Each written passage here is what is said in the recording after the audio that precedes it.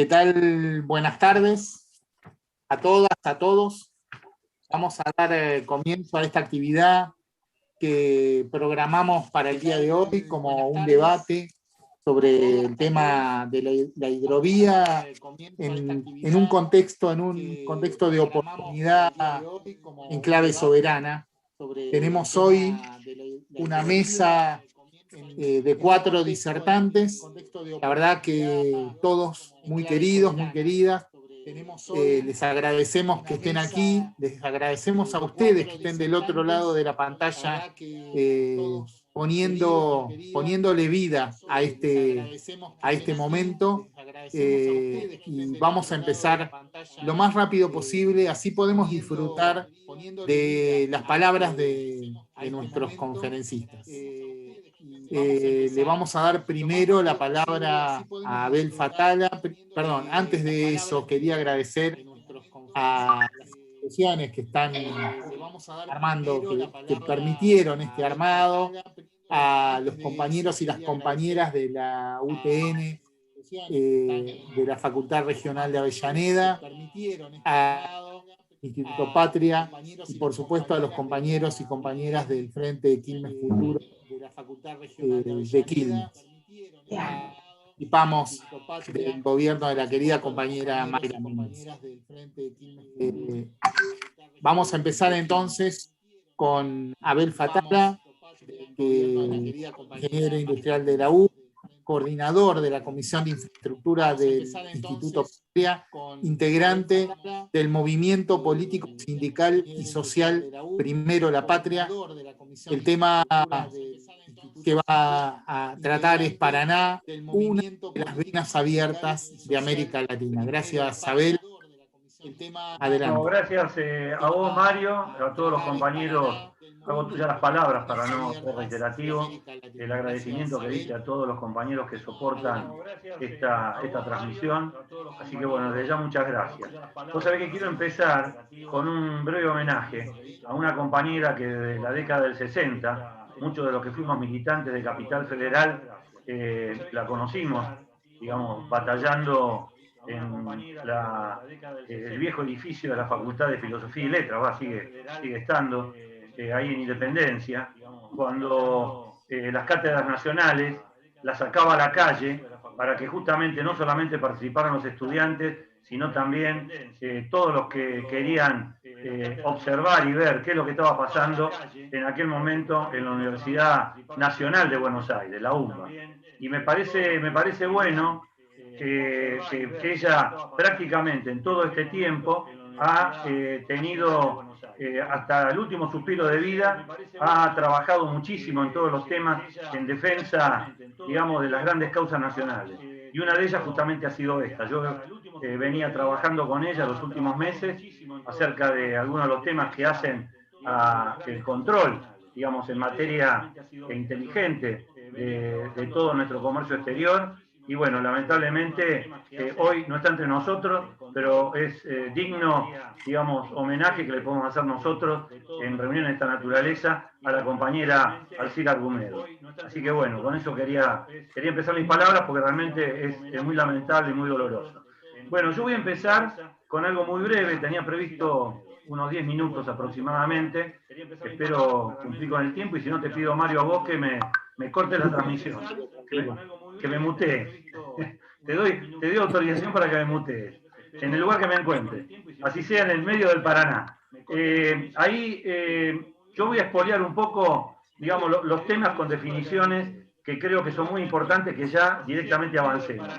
Estamos totalmente de acuerdo con el equipo que estamos trabajando, tanto en el Patria como en el espacio de Primero la Patria, de la derivación del decreto 949 del 20. Estamos de acuerdo con la creación de la Sociedad del Estado de Dragados y Balizamiento, que me parece que es una pieza fundamental para encargarse de todo lo que tiene que ver con el Paraná y Paraguay. Esto, digamos, está montado sobre la base de un acuerdo que a nivel de iniciativas provinciales firmó el compañero Alberto Fernández, nuestro presidente, en el mes de agosto, fines de agosto, el 28 de agosto para ser más preciso, con varios gobernadores, donde justamente planteaba la creación de la Sociedad del Estado para Dragado y Balizamiento, y bueno, con varias series de cuestiones más que podría llegar a tener esta sociedad del Estado. Pensamos que el cobro del peaje tiene que estar en manos del Estado. No podemos dejar de ninguna manera que sea lo que pase, digamos que la llegada de los 4.600 buques a nuestras costas tienen que pagar el peaje a el Tesoro Nacional. No puede de ninguna manera escapar a eso. Estamos de acuerdo con la construcción del Canal de Magdalena y estamos de acuerdo también con un plan estratégico donde tendría que movilizar a todas las fuerzas académicas, las fuerzas del trabajo y todos aquellos que de la actividad privada están involucrados, porque el Canal de Magdalena cobra sentido en la medida que nosotros desarrollemos un proyecto estratégico que tenga que ver con un continuo entre nuestro frente fluvial y nuestro frente marítimo. Esto es fundamental. Digamos, no podemos escapar a que justamente el Canal de Magdalena cumpla este cometido. Bueno, ahora brevemente voy a pasar a reseñar cada uno de estos puntos.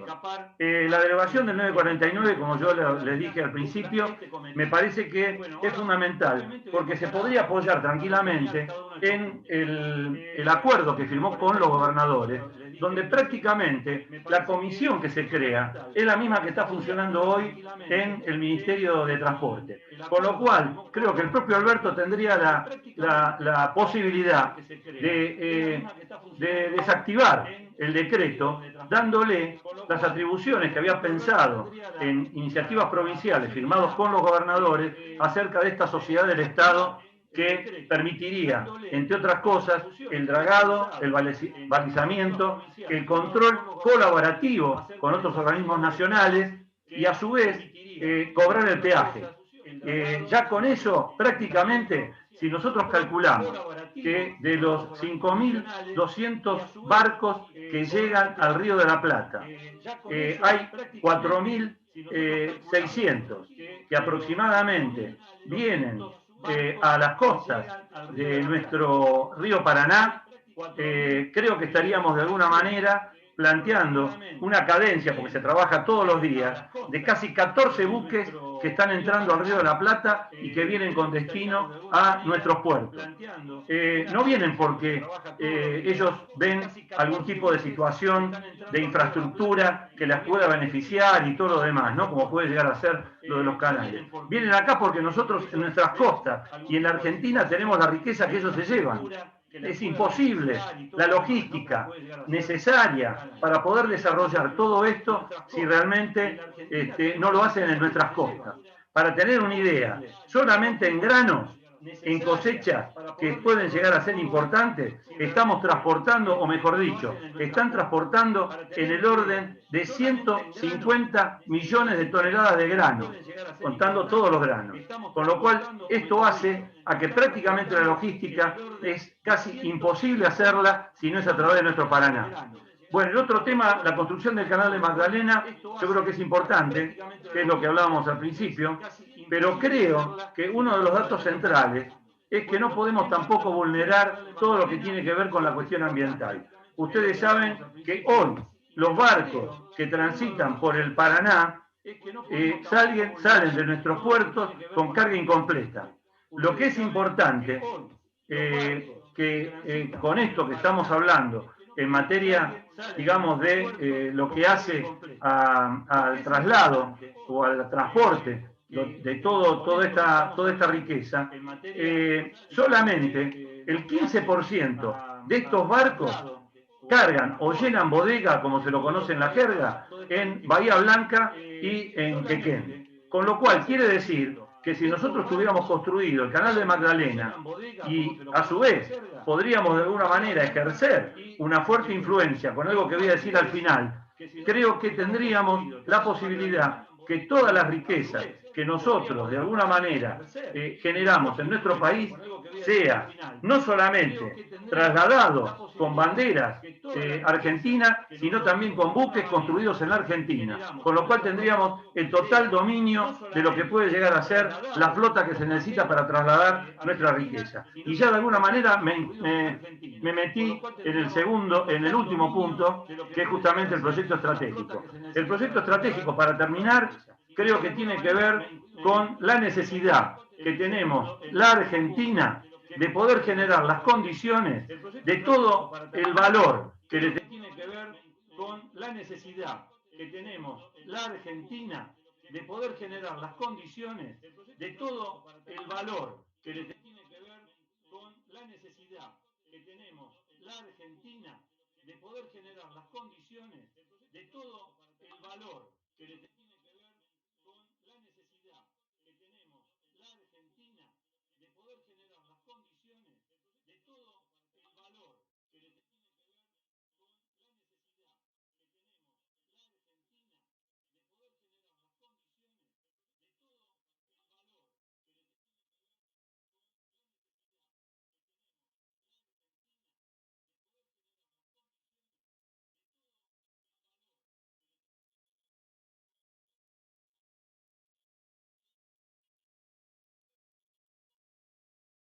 tiene que ver con la ser una verdadera soberanía sobre el mar argentino, sobre todo en la parte sur, la parte patagónica, que abarque el territorio, obviamente, de Tierra del Fuego, las islas del Atlántico Sur, Malvinas y lo que sería nuestra conexión bicontinental con la Antártida. Este proyecto estratégico no puede de ninguna manera postergarse. En esto tenemos que trabajar todos los argentinos y sumar, como dije al comienzo, todo lo que es el plano académico, que lo tenemos, los compañeros, digamos, del UTN, está la carrera en la Facultad de Ingeniería de Buenos Aires, Ingeniería Naval, que hay que darle el máximo nivel de empuje. Tenemos también otras facultades, otras universidades trabajando en esto, y es fundamental que el proyecto estratégico sea lo que nos permita, de alguna manera, desarrollar todo lo que es nuestra Pampa Azul.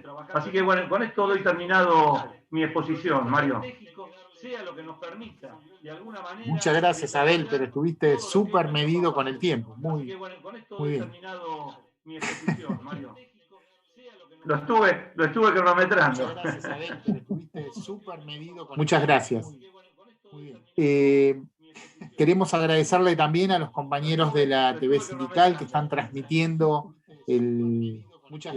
toda esta actividad, tanto en TDA como en su Facebook. Lo mismo está haciendo el Instituto Patria, por supuesto. Vamos a darle ahora la palabra a Julián Zaragüeta, que es uno, casi el único de los jóvenes que participa en esta mesa. Es secretario de Bienestar de la UTN de la Facultad Regional Avellaneda, es titular del Instituto para el Desarrollo Estratégico Federal y va a hablar de la arista tecnológica y de conocimiento necesaria para poder impulsar una verdad sobre nuestros ríos. Julián, todo tuyo. Buenas tardes a todos y todas, gracias por la invitación, agradecerte especialmente, Mario, por la invitación, y a los compañeros y compañeras también de Quilmes Futuro, también a Abel Fatala del Instituto Patria por la organización del evento, bueno, a los compañeros también del Frente Tecnológico Nacional de la UTN que nos están acompañando, a Jorge Tayana, que sé que en algún rincón ahí también tenés un poco corazón de la UTN, lo has comentado en otras oportunidades por algún familiar, y a Fernanda que están presentes, bueno, y a la distancia, porque también estuvimos hablando hace unos días con Marilyn Sagnum, también la senadora, que junto con Jorge están en un proyecto de tanta entrega y sacrificio que vienen impulsando con fuerza sobre la idea de avanzar en materia de control sobre lo que es la concesión de nuestro río Paraná. Digo, transitamos aires de mayo, ¿no? Puntualmente hoy 24 de mayo, para ser más preciso, o sea, en la previa de aquel 25, ¿no? Y seguramente todos sentimos algo que nos corre por dentro, que se nos eriza la piel, digo, de solo pensar la importancia de aquella jornada, ¿no? Jornada que marcó a fuego lo que fue el comienzo para nuestra soberanía política. Soberanía que siempre estuvo en disputa en nuestro país y en nuestro continente. Entonces, digo, esas disputas que también se dieron a lo largo de más de nuestros 200 años de historia, es que queremos hoy recalcar, ¿no? Y es aquí donde vale la pena también recalcar que el tema que nos convoca, o sea, el debate sobre el Paraná, no es algo que haya nacido ahora. O sea, el Río de la Plata se llama así porque en época del Virreinato, por medio de nuestras vías navegables, se buscaba sacar lo que era la Plata del Potosí. O también porque creen que, digo, que lo que es la batalla de la Vuelta Obligado, que también tuvo mucho que ver sobre las cuestiones sobre nuestro río. Más puntualmente, donde se discutía la libre navegabilidad sobre nuestro río, que unió a potencias como Inglaterra y Francia en contra nuestra, o por qué también no creer en lo que fue el consenso de Washington, que buscaba con tanto énfasis, digo, sacar a Argentina del agua, o sea, sacar a Argentina de la agenda sobre el agua, sobre esa pampa azul que hoy hablábamos. ¿Y por qué digo esto? Seguramente algunos se preguntarán, digo, porque debemos comprender lo que está en juego en esta disputa. No es algo coyuntural, digo, no nos confundamos en eso. Aquí se juega en gran parte el modelo de país que pretendemos, sí, o sea, el modelo que pretendemos, digo. Por eso debemos comprender que el debate sobre la concesión del Paraná tiene una vital importancia, pero sobre todo, como hoy decía Mario, varias aristas. Y una de esas es la que nosotros queremos tocar, porque la arista que tiene que ver con la navegabilidad, con la política de control, con las trazas a utilizar y eso, seguramente las va a explicar mucho mejor Jorge, que viene hablando muy bien de eso y es nuestro mayor exponente hoy en día. Y esa otra cara, o esa otra arista, es la cara tecnológica, que me parece que el debate se merece, es el conocimiento que tenemos a desarrollar, son los estudios y la planificación que hay que realizar para que afrontemos esta nueva etapa. Y para ser directo y no extenderme tanto en esta intervención, quiero hacer hincapié sobre dos ejes. Primero, sobre los estudios necesarios que hay que realizar en esta materia, y para los cuales las universidades nacionales, inclusive la UTN, fueron incluidas en lo que es este llamado Consejo Federal de la Hidrovía, concepto que ya utiliza el concepto de hidrovía, que para todos nosotros es una mala utilización y no es una palabra en nuestro idioma, y porque no hay posibilidad alguna de que pensemos que esto va a terminar a buen puerto si no realizamos dichos estudios. Sobre todo lo que tiene que ver con el impacto, o con el alto impacto que tiene el tránsito de nuestros barcos, de los barcos en nuestros ríos, de los cambiantes caudales que hay en el río, de las cambiantes cotas, y sobre todo de las posibilidades de acceso a dicho canal que están en discusión fuertemente. Un estudio de factibilidad, de planificación estratégica sobre la costa este de nuestro río, que también no está siendo del todo utilizada. Y sobre todo, también que nos posibilite pensar en las lluvias que hay, por ejemplo, en el sur del Brasil, que son cada vez menores, que eso hace que en Brasil permanezcan cerradas cada vez más temprano o más tiempo las compuertas. Hoy creo que tenemos una cota de 1 metro y 2 o 3 centímetros, o sea que es muy baja. Y muchos más estudios que no se han realizado. Entonces, bueno, decimos, esto esperábamos que se trate en lo que iba a ser el Consejo de la Hidrovía, donde iban a estar las universidades. Y la verdad que esa participación de las universidades ha sido muy escasa.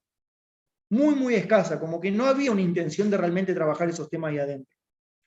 Y todo esto indica, o a nuestro parecer indica, que quienes están apurados para que se renueve el contrato, solo buscan que se continúe todo como está, haciendo una extracción abusiva y que cuando el río no dé para más, como nos tienen acostumbrados, rajarse y dejar tierra arrasada. Y me parece que ahí tenemos que ser muy claros. Digo, tenemos que ser muy claros. Necesitamos un estudio que priorice el porvenir de los 11 o 12 millones de personas que viven alrededor de la costa del río. Que hoy esos estudios solamente lo que buscan, digo, lo que se hace actualmente, solamente se mide o se piensa en la rentabilidad económica de la empresa contratista actual, como es esta Yandenul, y la rentabilidad económica de los puertos privados. Y en segundo lugar, quiero hablar un poco de lo que es la faz tecnológica y del desarrollo productivo que debemos pensar en función de esta oportunidad. Hemos escuchado decir que Argentina no cuenta con la tecnología necesaria para hacerse cargo del dragado del río, inclusive de nuestro presidente. Pero les hago una consulta. ¿Los belgas nacieron con esa tecnología? ¿El paquete tecnológico, que ellos usan hoy, les cayó de un meteorito? ¿Nosotros somos incapaces de producir dicha tecnología, o sea, esta tecnología? Y la verdad que no creo que sea así. No lo creo y estoy totalmente en las antípodas de esa idea. Me niego desde la ingeniería a pensar en la idea de que como argentino no podemos. Y me niego sobre todo a conformarme con la opinión de que con profesionales propios de las universidades públicas, como es la UTN u otras, no podamos desarrollar esta tecnología. Más en pleno siglo XXI, que debe ser el siglo de mi hijo el ingeniero, como dijo Cristina en su momento.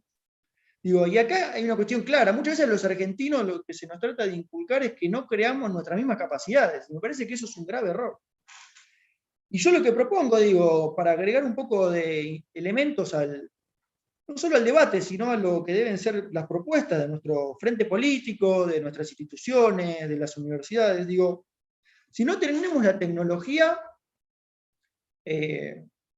podemos hacer o trabajar alguna de las siguientes cosas. En primer lugar, dejar en claro que la concesión del Paraná se la tiene que dar el Estado.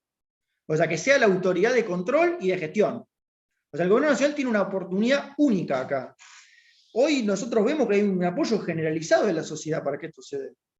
No son muchos los sectores que buscan que esto siga como está. No por ello son menos poderosos. Una segunda propuesta es que de forma temporaria, recalco esto, temporaria, subcontratemos por algunos años el servicio de dragado. O sea, hoy qué empresa no se querría ser contratada. Pero sin dejar de poner el foco en lo que tiene que ser un tercer punto. Que me parece que esto es lo que se está dejando librado al hacer y no hay una decisión política firme. Que tiene que ser que se invierta fuertemente en investigación y desarrollo en esta materia.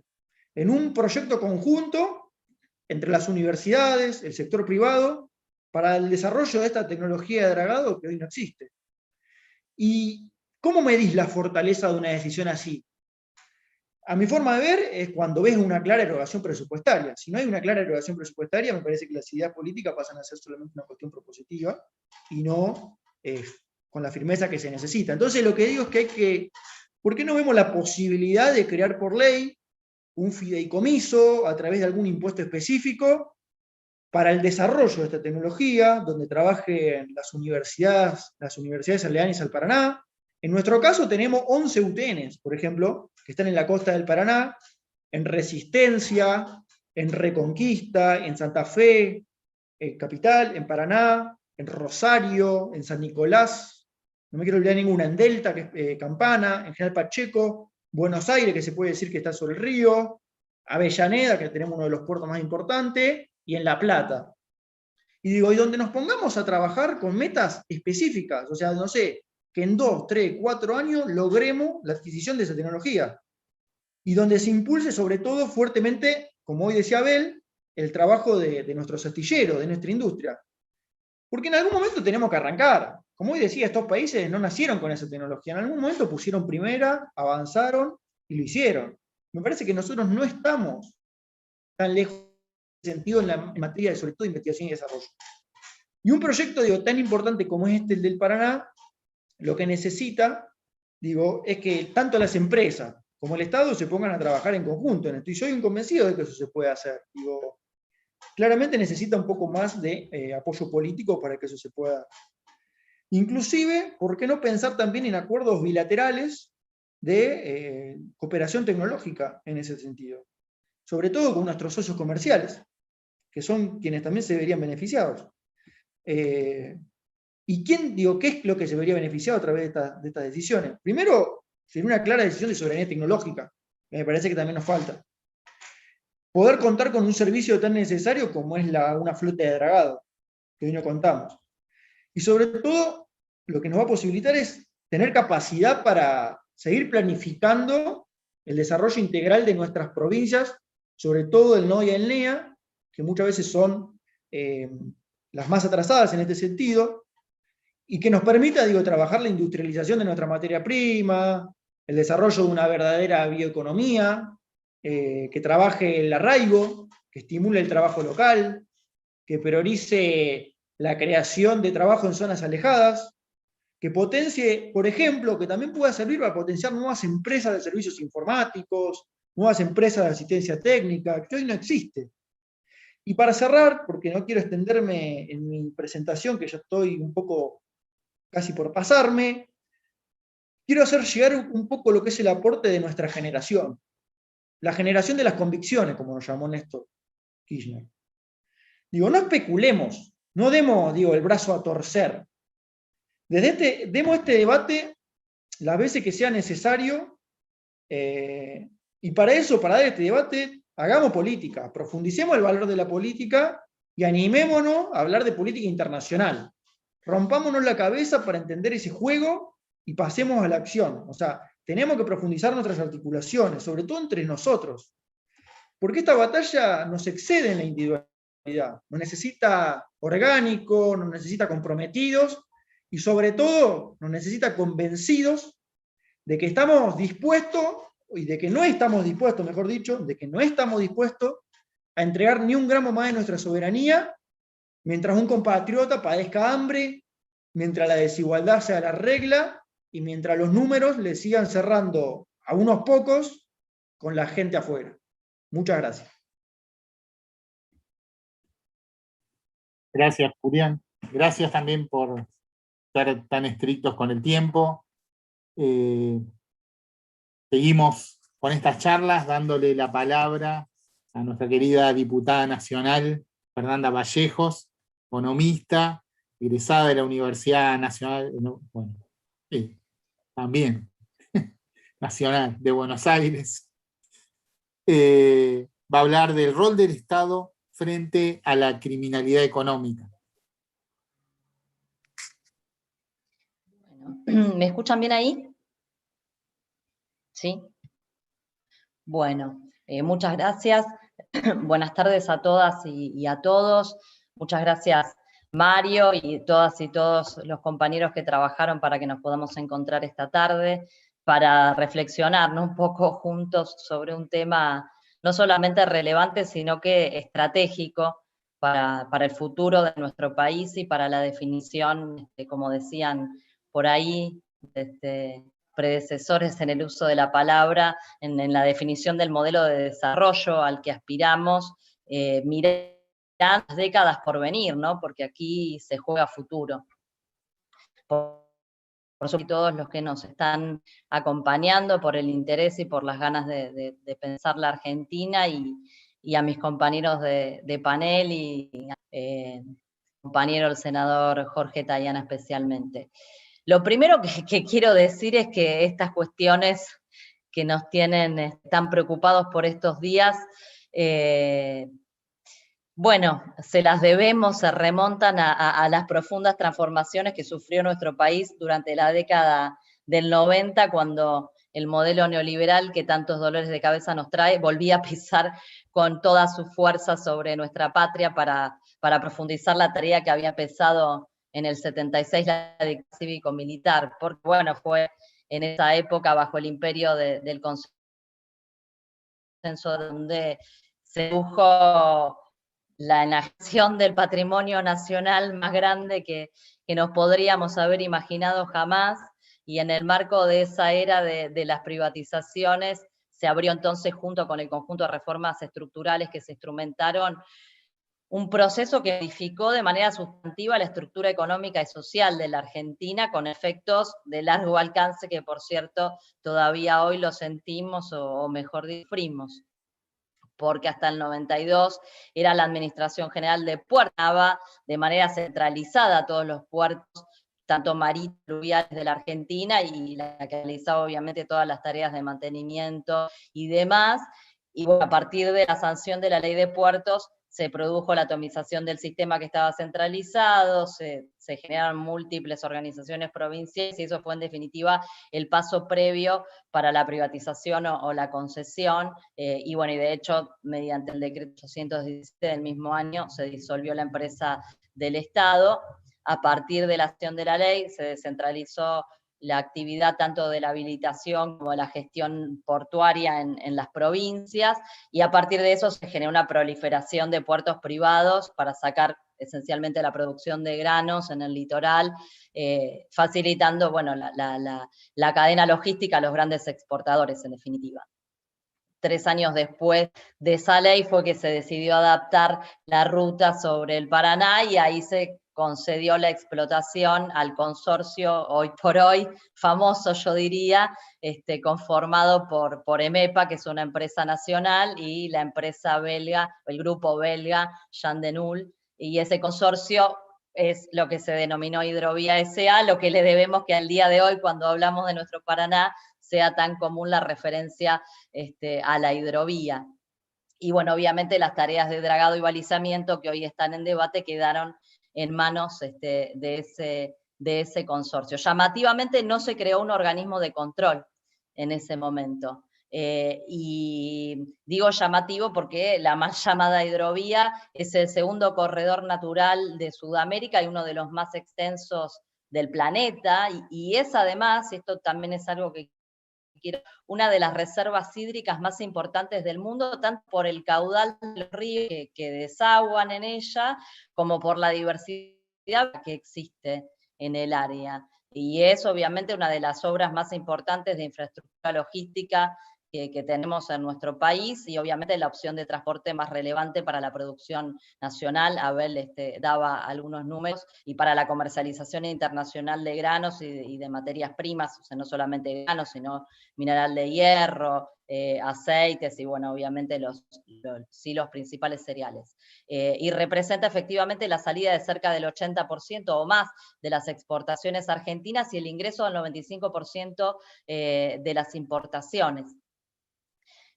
Pensemos, no sé, datos de la bolsa de cereales de Rosario, para aportar algunos datos muy concretos. En el rubro de harinas y expellers, los embarques el año pasado llegaron a 27 millones de toneladas, los despachos de aceites vegetales 6 millones de toneladas, incluso 4% por arriba de lo que había sido el trienio 2017-2019, es decir que todos los años sigue creciendo. Y si bien la soja es el principal cultivo exportable nuestro y de la región, en los últimos años hubo también una expansión muy importante de la producción de todos los cultivos exportables, no solamente la soja, sino trigo, maíz, cebada, sorgo, girasol, maní, ¿no? Harina, pez, aceite. Es decir que además de la soja y de los otros granos y derivados, también hay otras cargas, y esto es otro punto importante, que tienen mucho potencial de crecimiento. La recuperación de la producción ganadera, el sector agroindustrial, la futura explotación de yacimientos de mineral de hierro en Bolivia, en el Mutún en Bolivia. Es decir, ese potencial de incrementar los volúmenes de carga, ¿no?, a ser transportados, y todo eso, creo yo, visto en su conjunto, claramente lo que demanda es un marco institucional con férreo control estatal, bueno, que brinde previsibilidad, estabilidad, que garantice, por supuesto, la competitividad, pero que piense un desarrollo integral de la infraestructura de transporte. Pensemos que en la Argentina la mayoría de los puertos son de uso privado y están, de hecho, en manos de empresas exportadoras vinculadas con distintos sectores de nuestra economía, especialmente el agro. Y otro dato que me parece relevante, por ejemplo, de acuerdo con los datos del sabotaje, es que la marina mercante local solo transporta el 2% de toda la carga que se transporta a través de la vía fluvial. El 90% se embarca por flota paraguaya, mientras que el 8%, la diferencia de carga tanto contenerizada como a granel, se reparte entre uruguayos y bolivianos. Es decir que la Argentina afronta el costo del dragado y el balizamiento, pero el negocio del flete lo hacen buques de banderas extranjeras, ¿no? Un tema también para prestarle atención. Entre 1989 y 2010, el transporte de mercaderías pasó de 700.000 toneladas a más de 17 millones de toneladas al año, hasta en la actualidad superar los 100 millones de toneladas anuales.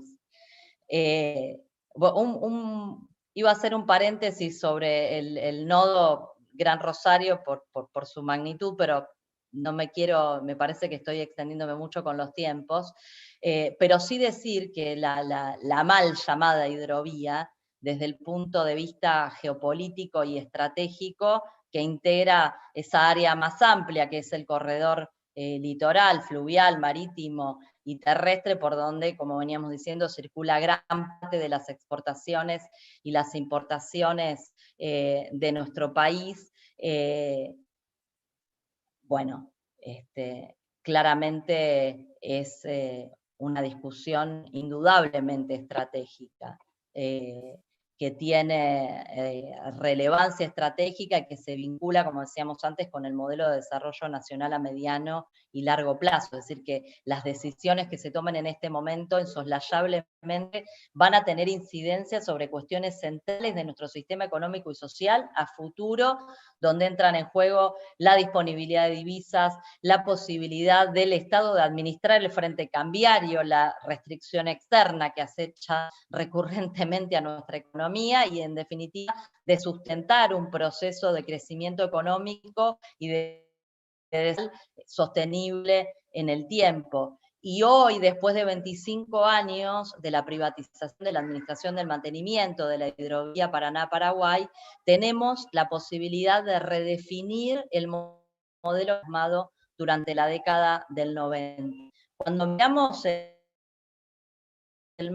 entre otras cosas, que los principales ejemplos de los puertos, tenemos ahí a Cargicor, sola y a través de su controlada oleaginosa Moreno, y también como Renova, que era la empresa que tenían con Vicentín, la empresa china COFCO, las norteamericanas, y después las privadas nacionales, ¿no? Molinos Agro, de Pérez Compán, y AGD, de Roberto Urquía, las más importantes y otras.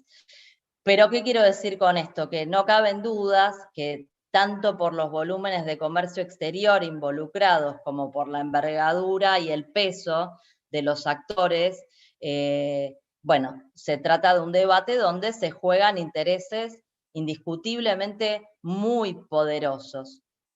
De hecho, en el marco de este debate, por quién realiza las tareas de dragado y balizamiento, las organizaciones empresarias que operan en nuestro país se ocuparon, por ejemplo, de mandarle una carta al Ministerio de Transporte de la Nación, firmada por la Bolsa de Comercio de Rosario, la Cámara Argentina del Acero, la Cámara de Actividades Portuarias y Marítimas, la de Puertos Privados Comerciales, la CRA, la Sociedad Rural de Rosario, la Cámara de Exportadores, entre otros, por mencionar algunos, solicitando que se licite nuevamente la hidrovía y reclamaron que la transición sea lo más posible, es decir, tienen interés en que se haga una licitación rápida, ¿no? Y como ellos dicen, a riesgo empresario y sin aval del Estado.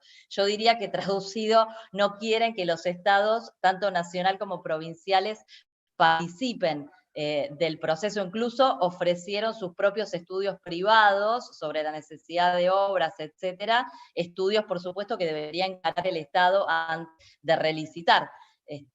Por ejemplo, Carlos Baccaro, el acero y además representante de la UIA, con relación con la cuestión, que no había razón para cambiar algo que funcionó bárbaro los últimos 25 años.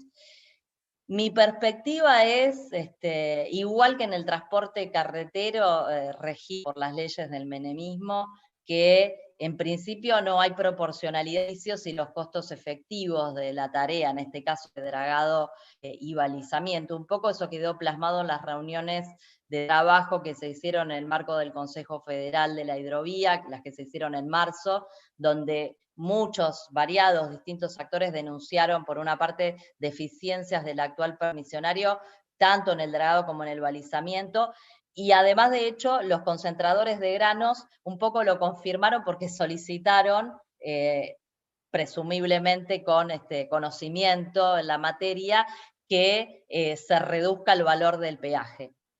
En este punto sobre el peaje hay una cuestión que me parece que es central y para resaltar, que es definir que para licitar no hace falta hacerlo a cambio de peajes.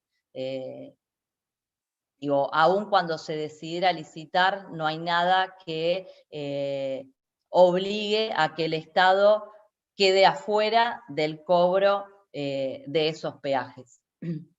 Por otra parte, es bueno tener presente también algunos datos que surgían en un trabajo que hizo el Centro de Estudios Agrarios, donde se mostró que la recaudación por los peajes oscila a los 300 millones de dólares anuales, a razón de $3 con moneditas por tonelada transportada, y que actualmente hay 5 dragas asignadas en la Argentina para asegurar la navegabilidad de fluvial. La más moderna de esas dragas que trajo la concesionaria actual fue construida en astilleros chinos y el costo fue 40 millones de dólares. Es decir que la inversión total de una flota nueva de 5 unidades, sin contar los gastos de armamento, se recuperaría en tan solo 8 meses de peajes. Y si a eso le sumamos que la vida útil de estos equipos es de aproximadamente 30 años, bueno, lo que podemos decir es que esa inversión retorna con una tasa del orden del 4.500% en relación con el costo de inversión tecnológica. La pertinencia de la renovación o la revocación de la concesión de la administración del mantenimiento de la mal llamada hidrovía, bueno, ya lo vemos, todos lo sabemos, que abrió encendidas posiciones en torno a la posibilidad de que se renueve la concesión del dragado a una empresa privada o que sea el Estado nacional o el Estado en colaboración con las provincias el que se haga cargo. Yo creo que acá hay un punto importante que a veces queda un poco fuera y era un poco lo central de mi argumento. Porque el aumento del calado del río en sus diversos tramos, indudablemente lo que va a hacer es mejorar el costo logístico y la competitividad de los exportadores, esencialmente de alimentos, porque va a permitir el ingreso de buques de mayor calado aguas arriba de la hidrovía. Y esto es, no lo pongo en discusión, una positiva, ¿no? Que obviamente hay que tenerlo en consideración. Pero donde también hay que poner sobre la mesa que hace al debate de fondo y que va incluso más allá de quién o cómo se draga la hidrovía, que se vincula con cómo todo el sistema de transporte logístico, de control y fiscalización de la actividad exportadora presenta severas vulnerabilidades que son las que en definitiva afectan los intereses económicos nacionales.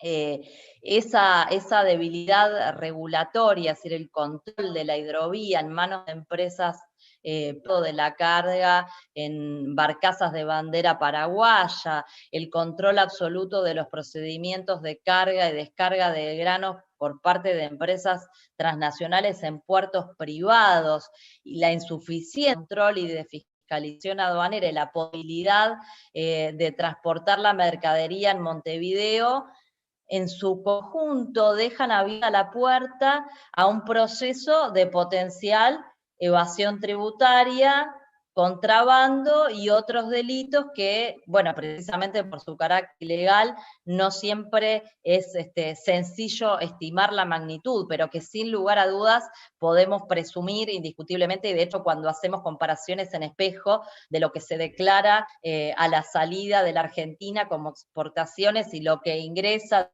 del lado en aduanas extranjeras como importaciones provenientes de la Argentina, hay diferencias muchas veces sustantivas y eso se está filtrando.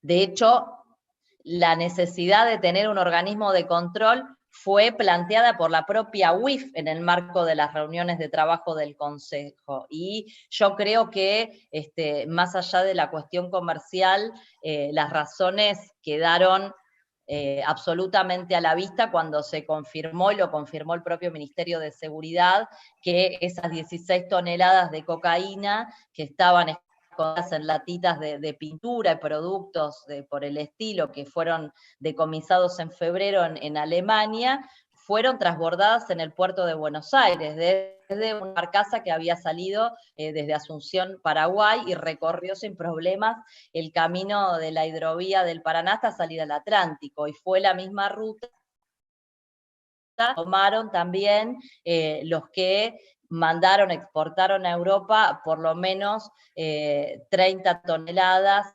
de drogas que se secuestraron en diferentes operativos.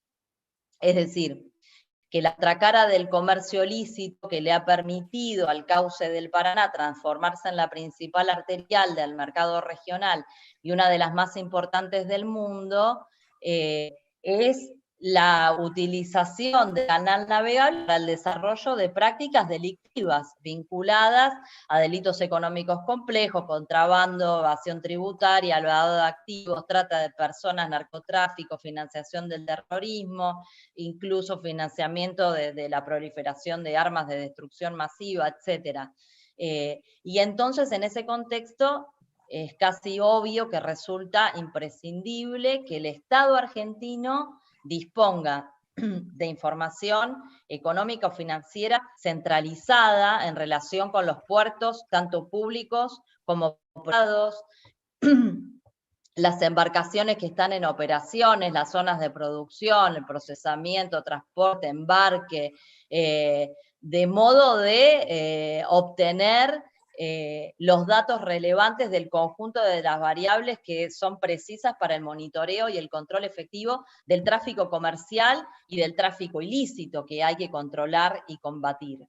Y para terminar, quiero enfatizar lo que para mí es central, y esto incluso más allá de la indudable seducción que ejerce sobre mí la idea de una sociedad del Estado como administradora de la mal llamada hidrovía, que hay una cuestión que realmente considero absolutamente central.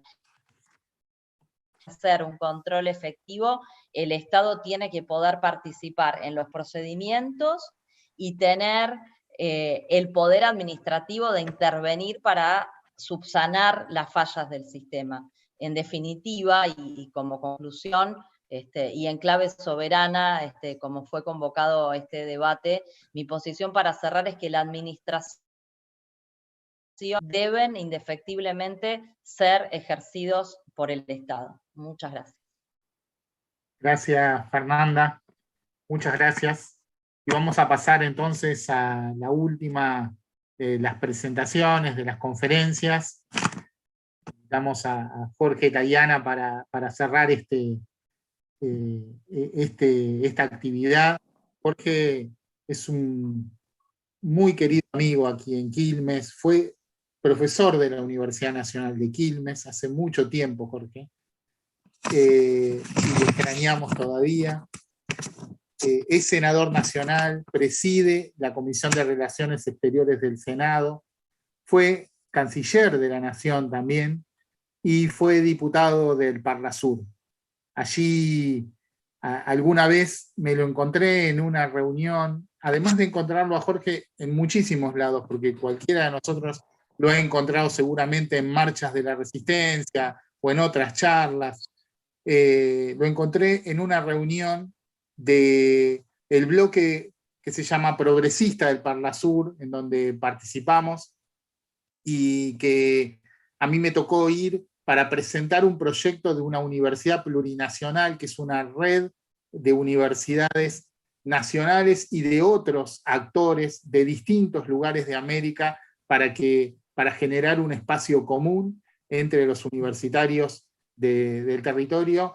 Y Jorge llegó junto con Daniel Film a esa reunión un poco más tarde que los demás. Fue impresionante ver cómo se cuadraba todo el Parlasur cuando Jorge llegó, fue el centro de la reunión, y a partir de eso se empezaron a discutir cosas de agenda inmediata que había que discutir. Y nada, al tono de nuestro querido Jorge Tayana, que seguramente, digamos, aún sin título en la charla, sin un título específico que hayamos charlado previamente, hablar de la formación de la conciencia nacional en relación con este debate de la vía navegable a Paraguay, haciendo eco, ¿no?, con ese querido escritor que fue Hernández Sarrey. Abrazo, Jorge. Gracias, Mario, gracias a todos ustedes, gracias, Jorge, a la UTN, a Avellaneda, gracias a Quilmes. La verdad que hay dos homenajes que son luctuosos. Uno que ya lo hizo Abel, que es dirigido al CIRA. Yo fui alumno del CIRA en la facultad. Y ella no le gustaba que contara eso, porque era coqueta y no quería que pareciera más grande que yo, pero era más grande que yo. Y ella era una profesora muy joven, muy bonita, con la misma fuerza que tenía siempre y con esos ojazos. En esa época estaba de novio con Gunnar Olson, fue su marido, el padre de Gunnar, su hijo. Y bueno, ella siempre estuvo en los temas de la soberanía, así que mucho le debemos a ella, muchos, y creo que su obra y su tarea ha sido muy, muy importante. También quiero recordar otra cosa, porque Quilmes me trae otra memoria, además, y que es la memoria de unos compañeros con los cuales hacíamos cursos de formación sobre historia del movimiento obrero allá por el 84, 85 en el CERPAJ de Quilmes. Y me refiero a Cuco Yáñez y a su mujer Cuca, que lamentablemente falleció hace 2 días de cáncer, estaba muy enferma. Y bueno, ella nos dejó, pero recuerdo eso en el 84, 85, imagínense, han pasado ya muchos años y hacíamos cursos de formación. Era la época de recuperación de la democracia, alfonsinismo, y todavía nos faltaba mucho para pensar en un gobierno popular. Pero bueno, estaba pensando en el Río de la Plata. El Río de la Plata, que ya hemos hablado, que era la esperanza de llegar al Cerro de Plata, y estoy acordándome de una cosa. Hay en Roma, que es una ciudad muy bella, hay una plaza que es muy linda, que se llama, muy recorrida por los turistas, que se llama Piazza Navona. Es una plaza que tiene una forma como una elipse, porque en realidad era una zona era una pista de carreras, digamos, de caballos, de cuadrigas. Y en medio de la plaza hay una fuente, que es una de las obras maestras de Bernini, que es el mismo señor que hizo las columnatas de la Piazza San Pedro, y esa fuente se llama la Fuente de los 4 Ríos. 4 ríos, o sea que son como los ríos del mundo, son el Ganges de Asia, el Danubio de Europa, el Nilo de África y el Río de la Plata.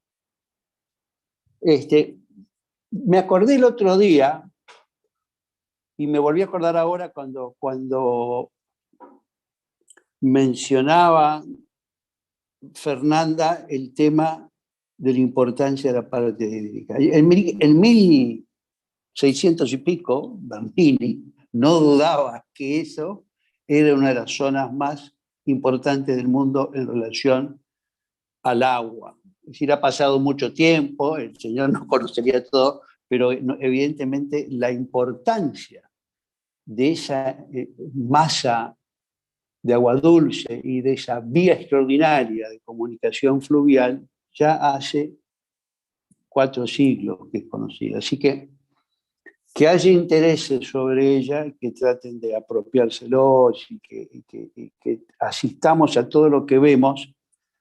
Lo único que no debería es sorprendernos. De lo que se trata es de ver todas las cosas que podemos hacer para que el resultado de las acciones sea el más favorable posible al interés nacional, ¿no? Y en eso hay un un punto que vale la pena mencionar, la cuestión del cambio climático, porque si hay una situación de cambio climático, y hay una situación de cambio climático, entonces, y no sabemos exactamente de qué manera actúa, no lo sabemos, no sabemos las consecuencias a mediano y largo plazo exactamente qué significan. En parte porque no sabemos la dirección de algunos de esos cambios, más allá de generalidades, y en parte porque también depende de lo que hagamos los humanos, que es evidente que estamos teniendo un efecto grande en esa modificación en el clima. Por lo tanto, el tema ambiental, el tema de cómo va a ser el régimen de lluvias, cómo se va a mantener. No, ahora estamos en La Niña, creo, y eso es lo que hace que en Santa Fe tengamos 1 metro de agua, ¿no? O sea, estamos abajo. Tiene que tener 3 metros y pico a la altura de Santa Fe, tiene 1 metro. O sea, que vamos a padecer una bajante probablemente superior a la que hubo, ¿se acuerdan? El año pasado, que estaban las cataratas así, casi sin agua. Bueno, pareciera que eso está ahí. Menciono esto porque esto es algo que no estaba presente, por lo menos tan presente, en la sociedad y en las políticas públicas cuando se hizo aquella primera licitación del 95, se hizo, duró esos 25 años, y se hizo sobre un río extraordinario como es el Paraná. El Paraná es enormemente caudaloso, es un río fantástico. Y debiéramos pensar que si estamos preparando una licitación, que probablemente haya que pensarla para los próximos 25 o 30 años, tenemos que tener en eso un cierto pensamiento estratégico. No solo es estratégico lo que decimos que esos son recursos que tienen que estar en manos, controlados o gobernados o bajo la administración o bajo la política del Estado. Eso está claro y se está aclarando, por lo menos lo sostenemos. Pero al mismo tiempo tenemos que tener una cierta visión estratégica acerca de con qué futuro vamos a trabajar y con qué futuro nos vamos a encontrar en perspectiva. Y por lo tanto, ¿cuánto podemos hacer en ese río? Por ejemplo, es una cosa que también mencionó Fernanda, un poco Abel. Uno de los reclamos más notorios o más prácticos para una nueva licitación es que una nueva licitación debiera profundizar a 40 pies, por lo menos hasta Rosario, para permitir que los barcos más grandes se entren y entonces vayan mejor cargados, etcétera, etcétera. La verdad es que Argentina tiene autorizado en el Río de la Plata, junto con Uruguay, hasta 36 pies. El canal Punta Indio tiene 36 pies, tiene autorizado hasta 36 pies, el Emilio Mitre tiene hasta 36 pies, y de hecho son 34 pies los que hay en el Río de la Plata nuestros. O sea que hasta podemos hacer 2 pies más, pero a 40 pies, el Paraná de las Palmas, por ejemplo, bueno, hay que hacer los estudios para poder hacerlo. No solo hay que hacer otra cosa que no se menciona, y es que en el caso del Emilio Mitre y el canal Punta Indio hay que ir a la Comisión Administradora de la Plata para obtener la aprobación de la misma y por lo tanto la aprobación de Uruguay. Y por lo tanto hay que presentar los estudios. Todo eso que se hizo en el Magdalena y que llevó años hacerlo y que estuviera bien hecho. Todo eso habría que hacerlo si queremos llevar a 40 pies, porque no vas a hacer dragado a 40 pies en Rosario para encontrarte con que tenés 34 en el Emilio Mitre. O sea, y podemos hacer todo eso, ¿y qué tiene que ver lo ambiental con eso? Bueno, uno puede decir, bueno, hacemos más profundo, los barcos más grandes, los barcos son cada vez más grandes, ya no entran los barcos más grandes al Río de la Plata, los barcos esos, como el que vimos cruzado en el canal de Suez de 400 metros, no entran barcos de hasta 300 y pico de metros al puerto de Buenos Aires, por ejemplo, y más arriba menos. En el Paraná de Las Palmas un barco de 400 metros no puede ir, no puede doblar. El Paraná de Las Palmas es un río meandroso. Entonces, peor que el del canal de Suecia de derecho y se bandean por el viento. Imagínate la Fórmula 1 de Monte Carlo, digamos. No es el óvalo de las 500 millas de Indianápolis. Paraná de Las Palmas es más correr en las calles de Monte Carlo.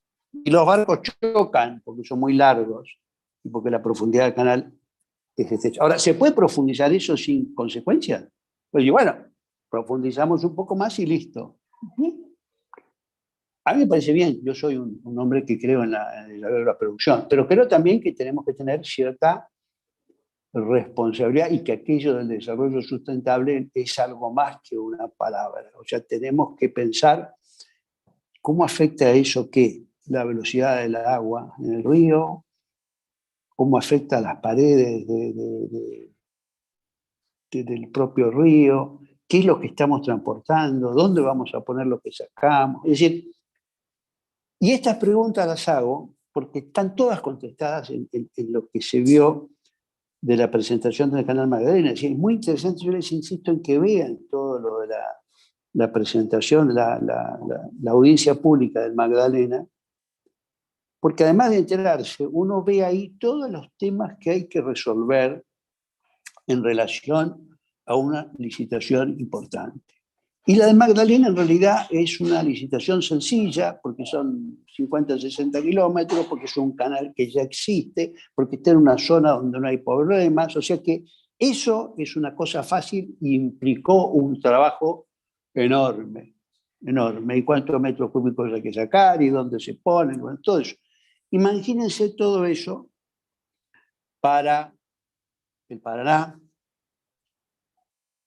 y además para un Paraná que no tiene esos estudios hechos previamente, porque no se hicieron estudios para darla en el 95. Y no solo no se hicieron estudios, sino que hicieron algunos estudios ahora sectores privados. La Bolsa de Cereales de Rosario encargó unos estudios, lo mismo que Asiera, creo, los aceiteros, que son interesantes, que tienen partes importantes, que están en esta idea de que vamos y apuremos y hagamos rápido una situación parecida y hagamos que vamos bien, pero son estudios que son valiosos, pero en parte no resuelven el problema de la necesidad de hacer estudios, son una parte. La idea de que como vamos bien no cambiemos es una idea de corto plazo. Estamos bien porque pasamos de 20, 30 millones de toneladas a 100 y pico millones de toneladas. Sí, eso es un buen argumento. Ahora, eso no me resuelve algunos problemas. Uno, el tema ambiental, que no está resuelto, ni está pensado, ni está previsto, y eso requiere mucho abajo y arriba, porque tenemos después que hablar no solo de los puertos alrededor de Rosario, que son los grandes, que los que han estado más activos en sacar la producción. Tenemos que pensar en los puertos de la mano de la vera izquierda del río Paraná, sobre Entre Ríos. Tenemos que pensar en los puertos del norte de Santa Fe, tenemos que pensar en los puertos del Chaco, tenemos que pensar en los puertos de Corrientes. Y todo eso ni siquiera tienen canal para entrar. Ahora el Chaco está haciendo, con Jean Denur, una apertura del riacho Barranqueras para llegar al canal, porque no tiene. En el puerto de Diamante no puede ir al canal del río Paraná, porque no tiene cómo llegar. Y entonces, además de los estudios, que yo insisto que es un tema muy importante y que va a llevar debate, porque el tema ambiental es un tema significativo, porque tenemos que pensarlo para 20 o 30 años, está el tema de lo que llamamos la traza. Ese vía navegar, ¿por dónde va a ir? Si uno mira el decreto 949, el decreto 949 dice, cambia la traza actual. La traza actual es una traza que sale por el Paraná de Las Palmas, etc. El Paraná de Las Palmas tiene 20 y pico % del caudal del Paraná. El grueso del caudal del Paraná se va para el otro lado y termina en el Paraná Guazú, en el Parque que está a la vera y en el Paraná Guazú. Y otra parte sube un poco y se va por el Paraná Bravo, que sale exactamente frente a Nueva Palmira. Por eso Nueva Palmira ha pasado a tener un muelle a tener 5 muelles fijos y 3 flotantes en estos años. ¿Para qué ir a Nueva Palmira? A Nueva Palmira no van barcos argentinos. A Nueva Palmira van las lanchas paraguayas y las lanchas brasileras, que no paran en puertos argentinos, no tienen ningún valor agregado. Solo paran algunas, pero básicamente van todas a Nueva Palmira, con lo que se señala acá, que no pagan en general. Y llevan una producción que sorprendentemente es como la reproducción de los panes de Jesús, que es un milagro bíblico, así que es algo que puede suceder, pero que no deja de sorprender, y es el hecho de que Paraguay exporte más soja de la que produce. O creemos en la reproducción bíblica de los panes y los peces, o pensamos que quizás hay contrabando de algunos cereales a Paraguay y vienen de Paraguay a puertos argentinos o afuera, a puertos argentinos si quieren una transformación en pellets o en aceite o en harina, y directamente a Palmira si quieren a Montevideo. Es decir, una de las cuestiones es entonces la traza, porque la traza actual es una traza que ha tenido la debilidad o la característica de hacer una especie de embudo tapón hacia Montevideo. Y eso tiene serias consecuencias. Uno, que el canal Punta Indio es un canal estrecho, es muy largo, está contracorriente, se sedimenta mucho y hace que finalmente se arme una especie de gran playa de estacionamiento, si usamos la palabra hidrovía. En realidad los barcos tienen que esperar. ¿Y dónde esperan? Esperan en aguas uruguayas, con servicios uruguayos, detrás del banco inglés y detrás de la isla, ¿cierto? Ahí esperan los barcos y esperan a veces días, es lo que es un costo adicional para el transporte. Eso lo soluciona en buena medida o en parte el Canal Magdalena, que da una salida directa al Atlántico y hacia el sur, es decir, hacia Quequén y Bahía, que son puertos para llenar también los barcos que están semi-cargados por los cereales, por los productos. Y ustedes saben que desde Bahía se sale derecho, está abajo del Cabo Buena Esperanza, así que uno sale derecho al Índico y al Asia por ahí. Más fácil que irse esperando y irse por el norte hacia el Canal de Panamá o hacia Hamburgo, para ese lado. Entonces hay un problema serio con la traza que hay que debatir y que se juegan intereses de mediano y de largo plazo. Además del dato que es realmente un déficit extraordinario. ¿Cómo puede ser que la Argentina pensemos la palabra desarrollo o integración, no regional, de la propia Argentina, y tengamos una realidad es que de los puertos atlánticos no se puede pasar a los puertos fluviales? ¿Se dan cuenta de lo que significa eso? Pero ni siquiera no estamos hablando de los puertos patagónicos, que ya sería un problema grande. Estamos hablando de Bahía Blanca, no se puede pasar de Quequén a Zárate Campana sin ir a Uruguay. Bueno, eso es una cosa que es completamente inaceptable para un país que se piense con una cierta perspectiva de desarrollo. Es como decir que no tuviéramos un puente por arriba del río Colorado, entonces no se puede ir a la Patagonia en camión o en auto. No es aceptable. Y no es aceptable, y ahora me escapo del río, por lo que se habló, también lo mencionó Abel, por el tema de la Pampa Azul. La Pampa Azul no es un tema menor, ese proyecto que largó Cristina en el 14, en el 15, y que tiene primero un sentido científico, pero que es mucho más que científico. Es la idea de que la Argentina tiene una enorme cantidad de espacio que es marítimo y que la Convención de Derecho del Mar nos ha permitido extender nuestras fronteras e incorporar prácticamente 1.700.000 kilómetros cuadrados más. ¿De qué? Desde las 200 millas que determina la zona económica exclusiva hasta, si tenés plataforma, hasta 350 millas o hasta el talud continental. Sobre esa 200 plus hasta 350 que se incorporan, no se tiene derecho sobre la columna de agua, si no hay derecho de pesca, pero sí hay derecho sobre el fondo marino, sobre todo lo que esté en el fondo, que se arrastre por el fondo, y los animales que van por el fondo, los minerales que están en el fondo, que son esas pelotas, ¿vieron? De minerales que hay, los nódulos se los llama, de minerales que hay en el fondo, y sobre todo el subsuelo. Sobre esa Argentina, que tiene que ver con el Atlántico Sur, con las islas, con la Antártida, con la Argentina bioceánica, hoy no podemos pasar directamente. Tenemos que ir a Uruguay para viajar para ahí. Entonces, el siglo XXI es un siglo de los recursos naturales y el tema del Atlántico Sur va a ser un tema central.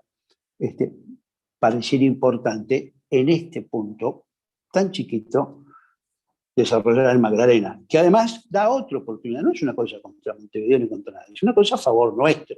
Y va a ser que, bueno, va a ser lo que hace 400 años sucede, que entre el puerto de Montevideo y el puerto de Buenos Aires son los dos grandes puertos del Río de la Plata y tienen una cierta competencia a lo largo del tiempo por las cosas. Lo que sí está claro es que, si uno mira la historia, es razonable la utilización del principio divide y vencerás. Si en un país tenés la producción, los grandes capitales, los grandes intereses concentrados van a tener a que ese país que tiene la producción no tenga todo. Si además de la producción tiene toda la carga y tiene toda la distribución y toda la logística, y tiene una posición más fuerte para negociar. Si logramos que el centro financiero y la distribución logística esté afuera, por ejemplo, en otro país, en Montevideo enfrente, es mejor. Ese es el origen de la provincia cisplatina y de muchas de las cosas que conocemos de la historia argentina. Así que lo que hay que hacer es pensar una licitación que abra otra puerta, que va a ser el Magdalena, y que tenga una traza que favorezca el desarrollo nacional. Para eso me parece que está claro que no hay ninguna necesidad de incorporar la traza del Paraná Bravo, que es ayudar a que las barcazas se vayan a Nueva Palmira, y en cambio hay que fortalecer la traza de Paranaguazú, porque eso va a permitir que el puerto de Ibicuí, que hoy es un puerto que la gente conoce lo que van a pescar, nada más, sea un puerto importantísimo, y es un puerto importante. Es un puerto importante, ha estado escribiendo Mempo, ya ha estado escribiendo porque en Ibicuí, donde están parte de las arenas esas finas que se están tomando de ahí, o de Diamante, o de varios lados, o de Chubut, y se están utilizando en el famoso fracking en Neuquén. O sea, saben que el fracking, además de agua, necesita arena muy, muy refinada, arena de sílice. Entonces, ese es un punto, la traza. No solo el canal Magdalena, ya lo vimos para la comunicación, sino el segundo punto es la traza, el otro punto es la ambiental, el otro punto se mencionó, y lo mencionó Fernanda, bastante desarrollado, que es el tema del mecanismo del organismo del control. El organismo del control es extraordinario. Ustedes saben que en la licitación que se hizo en la época de Menem, hay un mecanismo de control, solo que nunca funcionó creo que un poquito mal, y después se desarmó, y quedó todo bajo la sana y noble tradición de la declaración jurada, que cualquiera puede suponer que es una forma de... es cierto que el general Perón decía que los hombres son buenos, pero si se los controlaban eran mejores, era un poco controlador el general, pero en el caso de las empresas y de los negocios, parece que es una medida razonable, y por eso hay muchos mecanismos aduaneros y de inspecciones para evitar la subfacturación, la sobrefacturación, subfacturación de exportaciones, sobrefacturación de importaciones, la evasión fiscal, la elusión fiscal, o abiertamente el contrabando de productos y de otros tipos de cosas, el lavado. Por eso la UIF, la discusión de la UIF fue muy interesante. La UIF no estaba en el primer consejo, en el primer borrador sobre el consejo asesor, pero empujó y se incorporó. Y por supuesto que hay que hacer todo un trabajo de control muy grande de lo que hacen las obras, lo que hacen los que trabajan ahí, o sea, las empresas que trabajan, los que dragan, los que hacen balizamiento, y al mismo tiempo también del tráfico. Uno puede decir, bueno, los del dragado no tienen por qué estar atentos a qué pase en un lanchón. Sí, pero los de balizamiento deberían poder indicarnos información sobre exactamente cuánto pesa, cuánta carga tiene ese lanchón y ese barco, y entonces saber cuántas toneladas llevan de cosas. Y eso es electrónicamente muy posible. De la misma manera que hoy no hay ninguna necesidad de que el balizamiento y el dragado estén en una misma empresa. De hecho, en el caso argentino son dos empresas que están unidas exactamente simplemente para el sello Hidrovía Sociedad Anónima y tener la licitación. Es razonable que eso pueda ser separado. Yo me he expresado y el tema del pago también se ve, más que del pago, del cobro. O sea, el cobro del peaje o del dinero por transitar tiene que estar en manos del Estado. Y todo el mundo sabe que lo que se ha cobrado, la tarifa plana de $3 y pico por tonelada transportada, es una tarifa que, como a mí me han señalado algunos empresarios muy beneficiados por esta situación, es una tarifa generosa. Es decir, que ha dado unas ganancias extraordinarias a las empresas que la han cobrado. Y la han cobrado contra unas obras que se han aceptado, contra costos que se han verificado simplemente con declaraciones juradas. Y eso es lo que decía Fernanda acerca del costo de las dragas y lo que es la tarifa. Hay un tema interesante. Jean Denul tomó varios, tiene todavía un par de dragas, de lo que era la división de dragas del Estado, no sé en qué estado estarán, y tiene todavía edificios de la época de la concesión. Y hay todavía algunas dragas en poder del Estado que en general tratan de hacer algo en el río Uruguay, pero que estaban muy, muy envejecidas o integradas, requerían analizarse cómo podrían estar en condiciones operativas. Pero como dice Fernanda, no es una cosa tan difícil. Los principales jugadores acá en el mundo son... En Estados Unidos el dragado es muy sencillo. Lo hace el ejército de Estados Unidos. Ellos dragan el Mississippi, lo que sea lo draga el ejército de Estados Unidos. Ahí no hay empresa. En el mundo están, por supuesto, hay dos empresas belgas, Jean Denul y Damen, que son muy conocidas. Hay dos empresas holandesas muy grandes, una es Boskalis, que está en el Río de la Plata, es la que acaba de dragar hace un par de años el canal Martín García, que ustedes saben que tiene la peculiaridad de que es el único canal que está sobre la costa uruguaya y va para el lado del Uruguay, que tiene piedra abajo. Entonces el dragado a mayor profundidad, que se hizo ahora 36, 38 pies, hace un par de años, fue un dragado que hay que dinamitar. Es decir, no es solo sacar limo o tierra compactada, sino es volar. Hay que volar parte para profundizar. Pero ahí está la empresa Boskalis, holandesa, que es otro de los grandes. Los holandeses que tengan que ver con el dragado es más o menos lógico si uno mira que es un país que está bajo el agua, así que se deben pasar, ahí deben haber adquirido su experiencia. Y también están empresas chinas grandes que han hecho el dragado y trabajado en el Yansequian, en todas las cosas. O sea que hay gente experta en dragas y posibilidad de hablar con gente está. ¿Qué es lo que yo he estado señalando? Incluso está en un diario, que es el tema de el vencimiento de la licitación era crónica de un vencimiento anunciado, porque todos sabíamos cuándo iba a suceder. Y en algunos nos pareció que la falta de actividad en preparar una licitación desde el año pasado era una muestra de que no se estaba preparando una licitación. Si no se piden los trabajos de estudio, de batimetría y ambientales y los efectos de la velocidad del río y qué pasa si hacemos esto, y luego uno dice, bueno, si no se hace eso, acá vamos a la continuidad, simplemente. Por eso es que planteamos el tema en su momento al ministro, prácticamente fallecido, al ministro Meoni, porque veíamos que si no se hacían una serie de cosas, inevitablemente el plazo se venía encima, iba a ser una situación de hecho consumado. Si se te vence el 30 de abril y el 2 de mayo, ponerle que el 1 de mayo no pase nada porque es feriado, el 2 de mayo tiene que estar todo en movimiento, tiene que entrar los barcos, tiene que estar dragado, entonces le das prórrogas. Y es lo que pasó.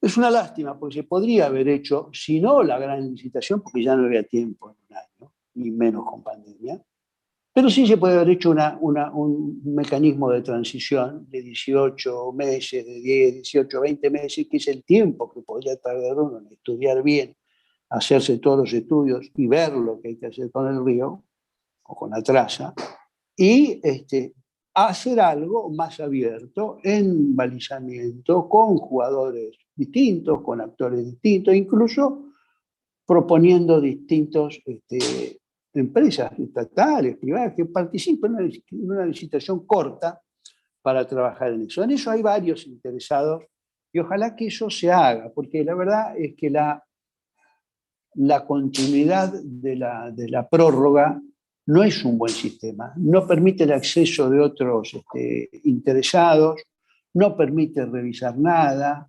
es business as usual, como dicen los gringos, y es no estimular. Tanto que se habla de la competencia, bueno, por lo menos veamos qué proponen los distintos sectores, los valores, los precios, las cosas, y tengamos.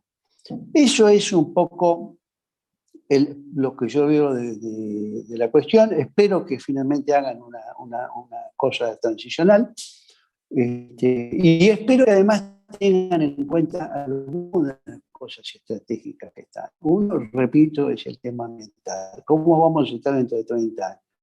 ¿Y para qué queremos el sistema de comunicaciones fluvial y fluvial atlántico dentro de 30 años? ¿Cómo va a ser? ¿Cómo lo pensamos? Lo repito todas las veces que hablo. Esto empezó en 1995, ¿no? 4 años después, en 1999, Estados Unidos, el 31 de diciembre, le devolvió el canal de Panamá a Panamá. Los panameños que lo iban a chocar, que los barcos se iban a hundir, que iban a romper, que lo iban a fundir, que bueno, todo mal iban a hacer. Los panameños decían en Estados Unidos.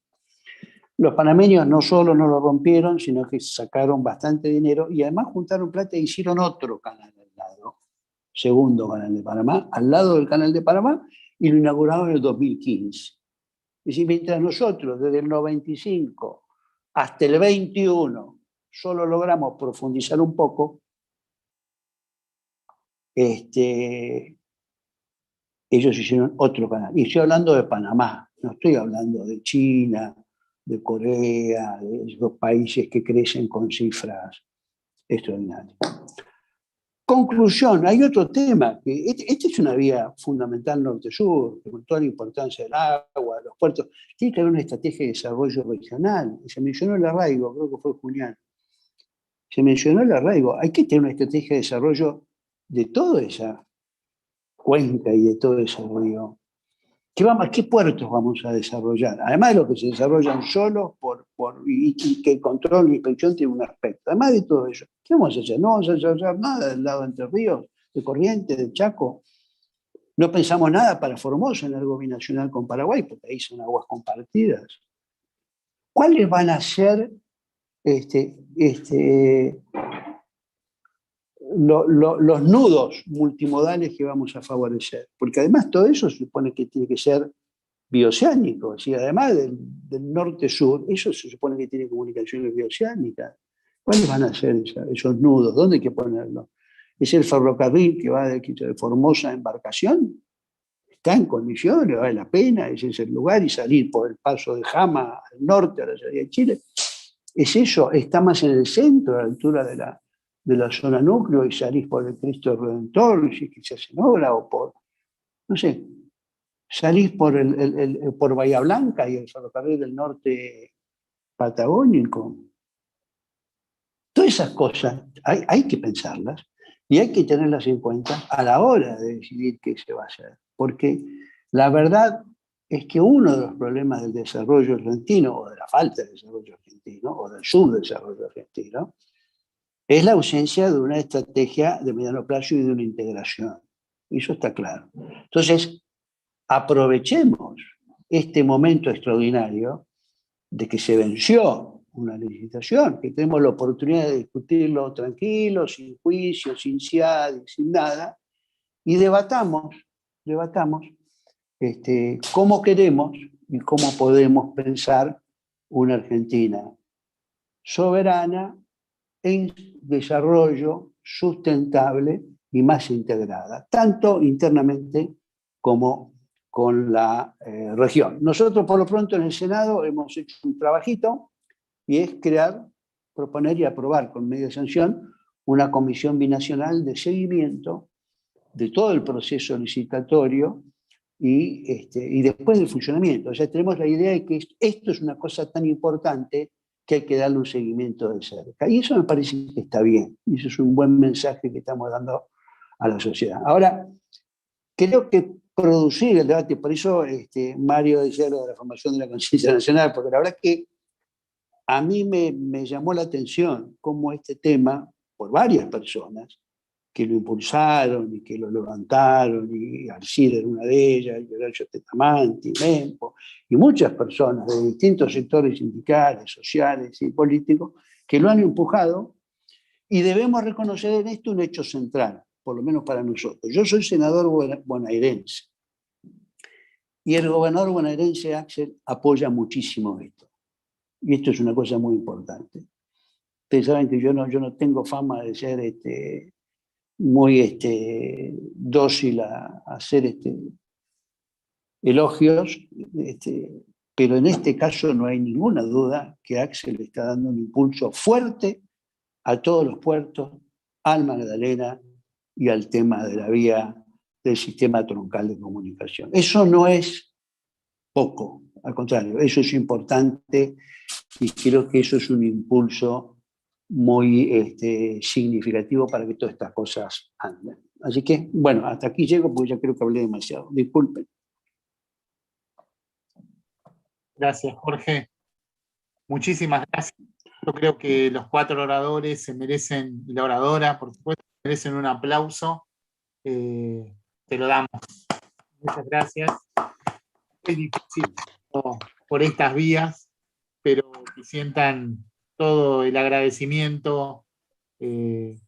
Jorge, Fernanda, Julián, Abel, muchas gracias por haber estado aquí. Yo no quería terminar esta reunión sin agradecerle a las compañeras y los compañeros que han participado muchísimo para que esto se haga una realidad. A Agustina, a Francisco, a María Cristina y a Eugenio, que estuvieron atrás de bambalinas y que están acá en el Zoom.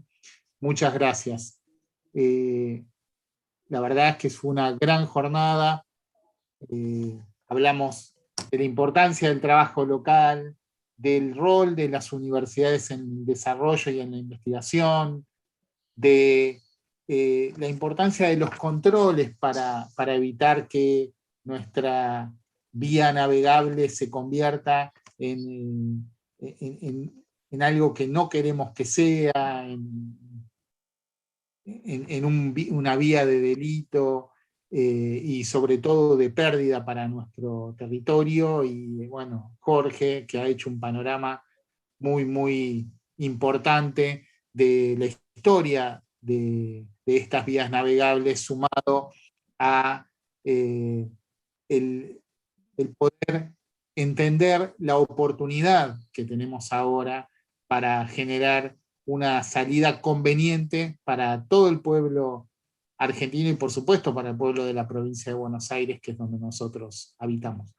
Les quería agradecer muchísimo a todas y a todos los que están presentes aquí y los que participaron con su voz. Hasta pronto.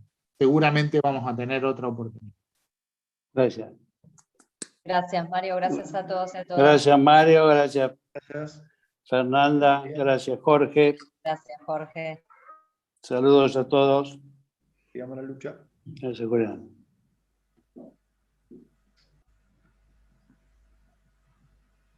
Muchas gracias. Bien. Muchas gracias.